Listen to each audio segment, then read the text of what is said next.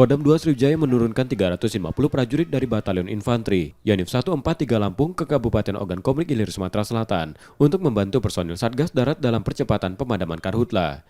Bantuan personil TNI AD itu tiba di Kayu Agung Oki Rabu sore dan diperiksa pejabat Gubernur Sumsel dan Pangdam 2 Sriwijaya. Tambahan personil juga untuk memperkuat dan mempercepat penanganan karhutla yang saat ini dipusatkan di Ogan Komering Ilir, selain pemadaman darat dan sosialisasi. Dalam penanganan karhutla tersebut, pemerintah provinsi juga menganggarkan dana dari perubahan APBD dengan melakukan pergeseran anggaran dan bantuan perusahaan.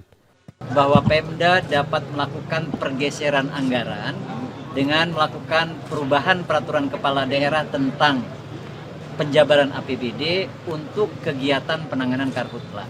Jadi karena ini sifatnya darurat dan mendesak, bisa dilakukan pergeseran anggaran setelah perubahan APBD.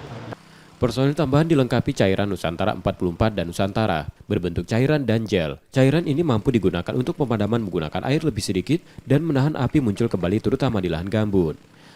Nah, untuk teknik baru sudah kita sama-sama saksikan, kita akan menggunakan cairan yang Nusantara 4 dan Nusantara, yang bentuknya foam dan gel. Nah itu nanti kita coba terapkan di titik-titik hotspot. Terus untuk pasukan, saya sampaikan, Polda dengan TNI ini sudah sama-sama mengerahkan. Ya, Polda juga sudah banyak, dari Brimob, dari Sabara, semua sudah banyak, termasuk TNI. Pasukan tambahan ini akan bertugas selama 30 hari ke depan dan disebar pada 4 kecamatan di Oki yang lahan-lahan gambutnya masih terbakar hingga saat ini. Tim Liputan, Kompas TV, Ogan Komering Ilir, Sumatera Selatan.